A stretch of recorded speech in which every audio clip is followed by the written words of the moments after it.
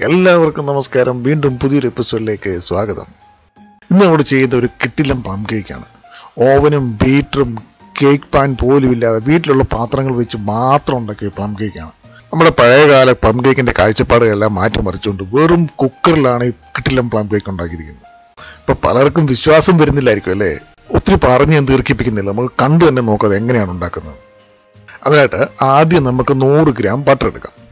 ഞാൻ ഇവിടെ ബട്ടർ എടുത്തതേ ഉള്ളൂ. ബട്ടർ ഇല്ലാത്തവർ ഡാൽഡ എടുത്താലും മതി. മിക്ക ബേക്കറികളിലും ഡാൽഡയൊക്കെയാണ് ഉപയോഗിക്കുന്നത്. നമുക്ക് ആദ്യം അതിനെ ഒന്ന് മയപ്പെടുത്തിയെടുക്കാം നന്നായിട്ട്. അതിന് ഞാൻ ഹാൻഡ് വിസ്ക് എടുത്ത് ഹാൻഡ് വിസ്ക് വെച്ചാണ് ഞാൻ മയപ്പെടുത്തുന്നത്. പിന്നെ ഇത് ഞാനൊരു 3-4 മണിക്കൂർ മുമ്പേ ഫ്രിഡ്ജിൽ നിന്ന് എടുത്ത് വെളി വെച്ചാണ്. അപ്പം നന്നായിട്ട് അലിഞ്ഞിരിക്കും. അത് നമുക്ക് മയപ്പെടുത്തിയെടുക്കാൻ വളരെ എളുപ്പമായിരിക്കും. പിന്നെ കേക്ക് ഉണ്ടാക്കുമ്പോൾ എല്ലാ സാധനങ്ങളും റൂം ടെമ്പറേച്ചറിൽ തന്നെ ആയിരിക്കണം. നമ്മൾ എന്തെങ്കിലും ഫ്രിഡ്ജിൽ ഇരിപ്പുണ്ടെങ്കിൽ അതൊരു 2-3 മണിക്കൂർ മുമ്പേ എടുത്ത് വെളി വെച്ചേക്കണം. നമുക്കിനി ആ ബട്ടറിലേക്ക് പഞ്ചസാര ചേർത്ത് കൊടുക്കാം. ഞാൻ 1 കപ്പ് പഞ്ചസാരയാണ് എടുത്തിരിക്കുന്നത്. ഈ 1 കപ്പ് പഞ്ചസാര ഞാൻ പൊടിച്ചാണ് എടുത്തിരിക്കുന്നത്. പൊടിച്ചെടുക്കുമ്പോൾ എന്ന് പറഞ്ഞാൽ നമുക്ക് യോജിപ്പിച്ചെടുക്കാൻ വളരെ എളുപ്പമായിരിക്കും. ആ 1 കപ്പ് പഞ്ചസാര നമ്മൾ കുറേശ്ശെയായിട്ട് അതിലേക്ക് ചേർത്ത് നന്നായി യോജിപ്പിച്ചെടുക്കണം. നമ്മൾ ഈ കൈ വെച്ച് മിക്സ് ചെയ്യുന്നതുകൊണ്ട് നമുക്ക് ഒരുപക്ഷെ തോന്നിയേക്കാം ഇത് ശകലം മെനക്കെട്ട പണിയാണെന്ന്. പക്ഷെ നമ്മൾ അതിൻ്റെ ഒരു കഷ്ണം കഴിച്ച് കഴിയുമ്പോണ്ടല്ലോ നമ്മൾ വിചാരിക്കും അതൊന്നും ഒരു മെനക്കേടും അല്ലായിരുന്നു.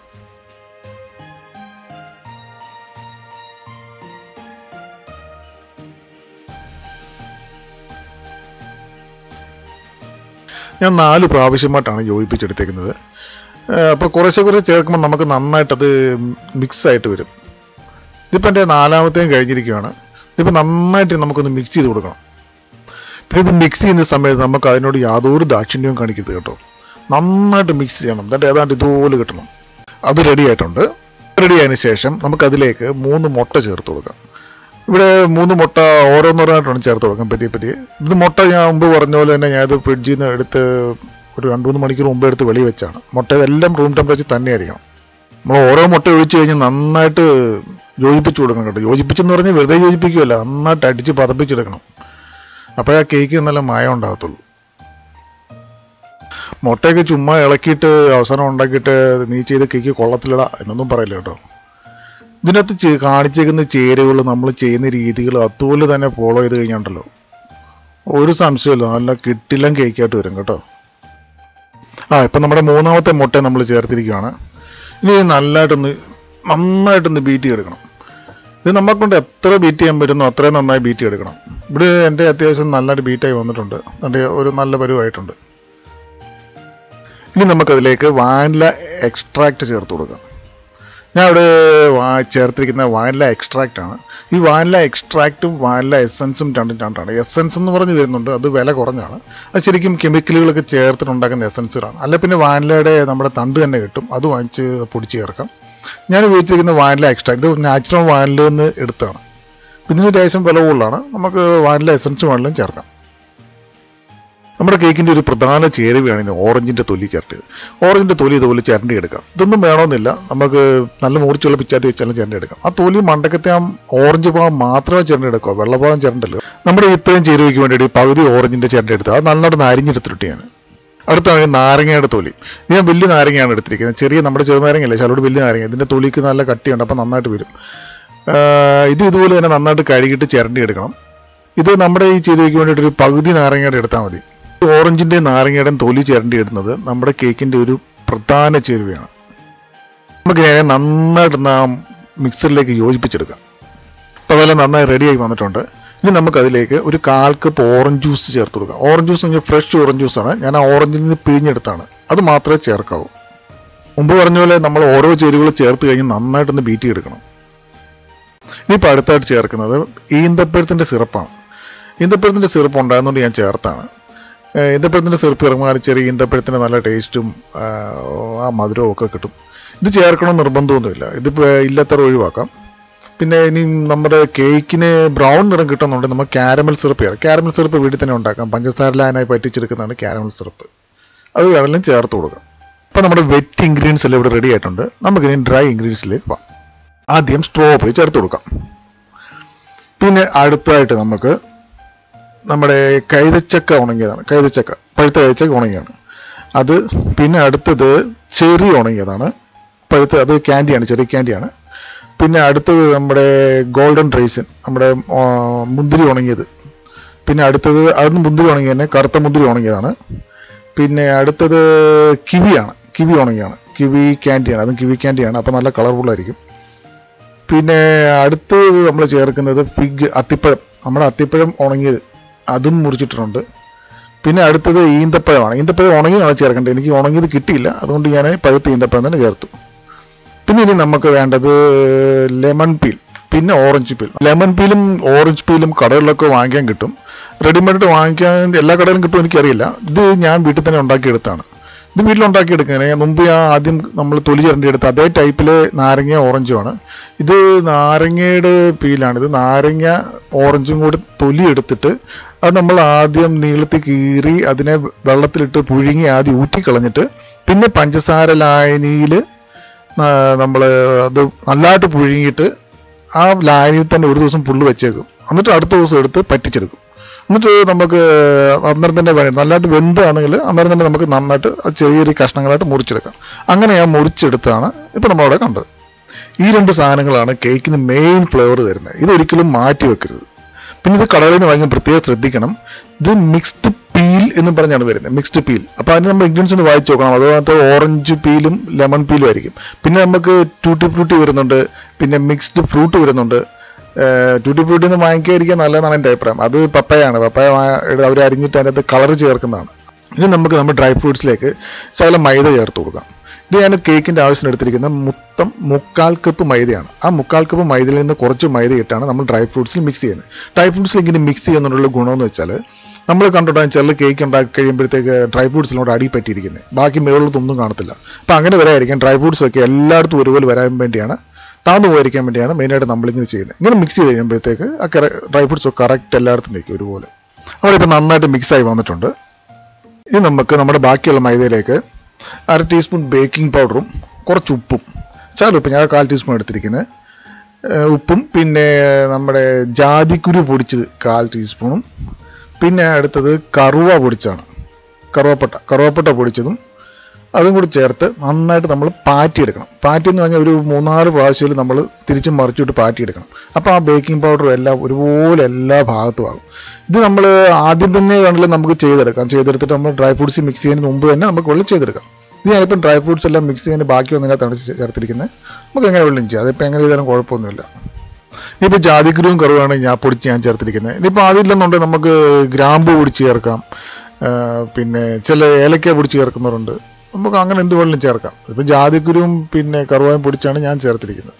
ഇനി നമുക്ക് നമ്മുടെ ആ മൈദ മിക്സർ ഇനി ആദ്യം നമ്മൾ തയ്യാറാക്കി വെച്ചിരുന്ന മുട്ടയും ബട്ടറും കൂടെ ആ മിക്സറിലേക്ക് ചേർത്ത് രണ്ടും കൂടെ യോജിപ്പിക്കാം. അങ്ങനെ പുതിയ കുറേശ്ശെ ഇട്ട് യോജിപ്പിച്ചെടുത്താൽ മതി. എന്നിട്ട് നന്നായിട്ട് യോജിപ്പിച്ചെടുക്കണം. 2-3 പ്രാവശ്യം കൊണ്ടിട്ട് യോജിപ്പിച്ചാൽ മതി. ഇവിടെ ഇപ്പം നമ്മുടെ മിക്സർ റെഡി ആയിട്ടുണ്ട്, രണ്ടും കൂടെ നന്നായി യോജിച്ച് വന്നിട്ടുണ്ട്. ഇനി അതിലേക്ക് നമ്മുടെ ഡ്രൈ ഫ്രൂട്ട്സ് ഇട്ട് കൊടുക്കാം.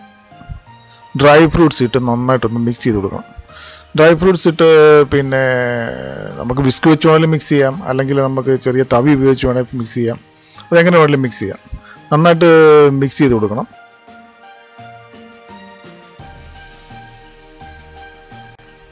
ഇനി അതിലേക്ക് കശുവണ്ടി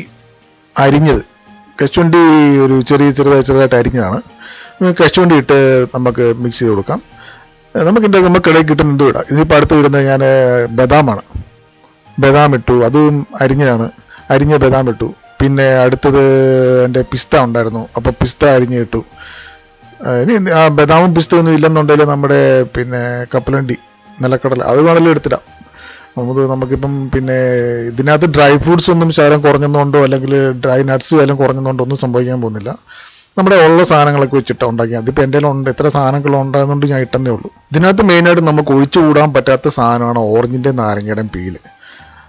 അത് ചേർക്കുമ്പോഴാണ് യഥാർത്ഥ പ്ലം കേക്കിൻ്റെ ഫ്ലേവർ വരും. ഇപ്പോൾ നമ്മുടെ മാവെല്ലാം റെഡി ആയിട്ടുണ്ട്. ഇനി നമ്മൾ കേക്ക് പാനിലേക്ക് ഒഴിക്കണം.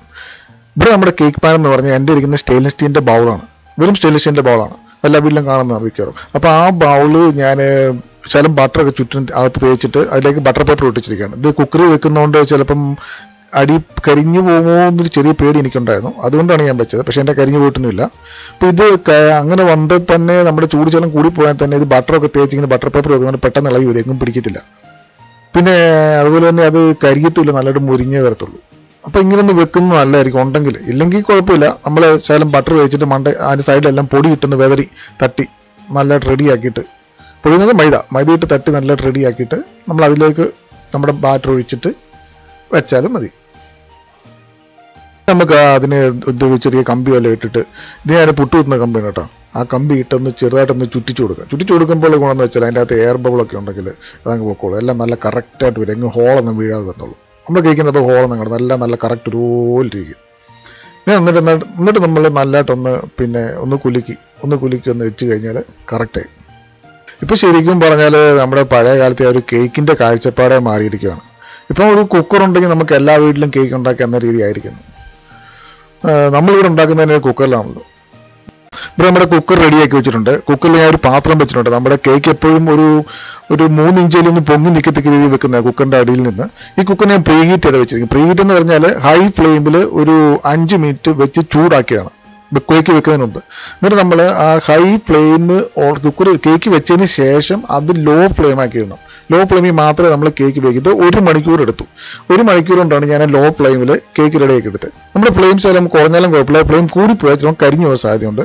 അപ്പോൾ ഫ്ലെയിം കുറച്ച് വെക്കുക. എന്നിട്ട് 1 മണിക്കൂർ കഴിഞ്ഞ് നോക്കിയാൽ മതി. നമ്മളിങ്ങനെ സെൻറ്ററിൽ എന്തെങ്കിലും വെച്ച് കുത്തി നോക്കിയിട്ട് അത് ഒട്ടിപ്പിടിക്കുന്നുണ്ടെങ്കിൽ നമ്മൾ ഒരു 10 മിനിറ്റ് കൂടെ വെച്ച് നമുക്ക് പിന്നെയും ബേക്ക് ചെയ്തെടുക്കാം. പിന്നെ നമ്മൾ കുക്കറിൽ വെക്കുമ്പോൾ പ്രത്യേകം ശ്രദ്ധിക്കേണ്ട കാര്യം, നമ്മുടെ ബർണറിൽ സ്റ്റൗവിൽ ഏറ്റവും കൂടുതൽ തീയുള്ള വലിയ ബർണറിൽ നമ്മൾ വെക്കാം. വലിയ ബർണറിൽ നമ്മൾ തീ കുറച്ച് വെക്കണം. അങ്ങനെ വെക്കുമ്പോൾ ഗുണമെന്ന് വെച്ചാൽ നമ്മുടെ കുക്കറിൻ്റെ ചുറ്റും അതിൻ്റെ ചൂട് ചെല്ലും. അങ്ങനെ ആകുമ്പോഴാണ് കറക്റ്റ് ഒരു ഓവൻ്റെ ഫംഗ്ഷൻ വരത്തുള്ളൂ. ഇപ്പം നമ്മുടെ കേക്ക് നല്ല പെർഫെക്റ്റ് ആയിട്ട് വന്നിട്ടുണ്ട്. നമ്മൾ അന്നേരം നോക്കുമ്പം കേക്കിൻ്റെ മുകൾവശം ഒരു ചെറിയ ഹാർഡായിട്ട് നമുക്ക് തോന്നും. അത് ശരിക്കും പ്ലം കേക്ക് എന്ന് പറഞ്ഞാൽ നമ്മളൊരു 2 ദിവസം കഴിഞ്ഞെടുക്കാം. 2 ദിവസം നല്ലതായിട്ട് അതിനെ റാപ്പ് ചെയ്ത് വേണം. റാപ്പ് എന്ന് വെച്ചാൽ ഞാനിവിടെ വെച്ച് അലൂമിനിയം ഫോയിൽ പേപ്പറിൽ നന്നായിട്ട് പൊതിഞ്ഞിട്ട് അതിന് മേളിൽ പ്ലാസ്റ്റിക് റാപ്പറിട്ട് നല്ലതായിട്ട് പൊതിഞ്ഞിട്ട് പിന്നെ എയർ ടൈറ്റായിട്ടുള്ള കണ്ടെയ്നറിൽ ഒരു ഡബ്ബയ്ക്കകത്ത് വായു കിടക്കാത്ത ഡബ്ബയ്ക്കകത്തിട്ട് നന്നായിട്ട് അടച്ച് 2 ദിവസം വെച്ച് കഴിഞ്ഞെടുത്താണ്. ഇപ്പം നല്ല കേക്ക് നല്ല സോഫ്റ്റ് ആയിട്ടുണ്ട്. നമുക്ക് വേണമെങ്കിൽ നൈസായിട്ടൊന്ന് ഡെക്കറേറ്റ് ചെയ്യാം കേട്ടോ. ഞാനിത് കേക്ക് എടുത്തതിന് ശേഷമാണ് ഡെക്കറേറ്റ് ചെയ്തത്. നമുക്ക് ആദ്യം കേക്ക് വെക്കുന്നതിന് മുമ്പ് വേണമെങ്കിൽ നമുക്ക് ഡെക്കറേറ്റ് ചെയ്യാം. ചിലപ്പോൾ അത് ചിലപ്പോൾ ലൊക്കേഷനൊക്കെ മാറിപ്പോകാൻ സാധ്യത അങ്ങനെ വെക്കും. അതുകൊണ്ടാണ് ഞാൻ കേക്ക് എടുത്തിട്ട് ഡെക്കറേഷൻ ചെയ്തില്ലെങ്കിലും കുഴപ്പമൊന്നുമില്ല. ഇവിടെ നമ്മൾ മെയിനായിട്ടും രുചിയിലാണല്ലോ കാര്യം. മുമ്പ് ഫ്രൈയിങ് പാനിൽ കിട്ടില്ല വാഞ്ചോ കേക്ക് ഉണ്ടാക്കിയിട്ടുണ്ട്. ആ വീഡിയോയുടെ ലിങ്ക് ഇവിടെ മുകളിൽ കൊടുത്തിട്ടുണ്ട്. അതും കൂടെ ഒന്ന് ചെയ്ത് നോക്കണം കേട്ടോ. അത് വളരെ ഈസിയാണ്. വെറും ഫ്രൈയിങ് പാനിൽ കോരി ഒഴിച്ചിട്ട് വാഞ്ചോ കേക്ക് ഉണ്ടാക്കിയാണ്. നമ്മുടെ എല്ലാ ഇൻഗ്രീഡിയൻസും നമ്മൾ ഡിസ്ക്രിപ്ഷൻ ബോക്സിൽ കൊടുത്തിട്ടുണ്ട്. ഇത് അതിൻ്റെ നോക്കിയാൽ എല്ലാം ഡീറ്റെയിൽ ആയിട്ട് കിട്ടും. നമ്മളതൊന്ന് കട്ട് ചെയ്ത് നോക്കുവാണ്. കണ്ടോ, ഇപ്പം നമ്മുടെ നല്ല പെർഫെക്റ്റായിട്ട് വന്നിട്ടുണ്ട്. ആ ഡ്രൈ ഫ്രൂട്ട്സും എല്ലാം നല്ല ഒരുപോലെ വന്നിട്ടുണ്ട്. നല്ല മോയിസ്റ്റായിട്ട് അതുപോലത്തെ ടേസ്റ്റുമാണ് കേട്ടോ. അപ്പോൾ ഇതെല്ലാവരും ട്രൈ ചെയ്യുമല്ലോ. വളരെ ഈസി ആണല്ലോ. അപ്പോൾ എല്ലാവരും ട്രൈ ചെയ്ത് നോക്കണം. നിങ്ങളുടെ അഭിപ്രായങ്ങൾ കമൻറ്റ് ബോക്സിൽ ഇടണം. കൂട്ടത്തിൽ അന്ന് സബ്സ്ക്രൈബ് ചെയ്യാൻ കൂടെ മറക്കല്ലോ കേട്ടോ. ഫുൾ ബേക്കിംഗ് എക്യുപ്മെൻറ്റുമായിട്ട് ഓവനും ബീറ്ററും കേക്ക് ടിന്നും പിന്നെ നമ്മുടെ ട്രഡീഷണൽ ടൈപ്പുള്ള പ്ലം കേക്കുമായിട്ട് ഉടനെ വരുന്നതായിരിക്കും. എൻ്റെ ഈ വീഡിയോയ്ക്കകത്ത് ഡയലോഗുകൾ ശകലം കൂടിപ്പോയോ എന്നൊരു സംശയമുണ്ട്. അത് എൻ്റെ ഒരു വീഡിയോ കണ്ടിട്ട് എൻ്റെ ഒരു അഭ്യുദയകാംക്ഷി പറഞ്ഞു സംസാരം കുറവായതുകൊണ്ട് കാണാൻ ബോറാണെന്ന്. വേറൊരു വീഡിയോ ആണ് കേട്ടോ. അപ്പോൾ അതുകൊണ്ട് ഞാൻ ഇതിൻ്റെ അകത്ത് മാക്സിമം സംസാരങ്ങൾ, അതായത് ഗ്യാപ്പൊന്നും ഇല്ലാതെ ഫില്ല് ചെയ്യാൻ ശ്രമിച്ചിട്ടുണ്ട്. അതുകൊണ്ട് മാമനോടൊന്നും തോന്നില്ലേ മക്കളെ.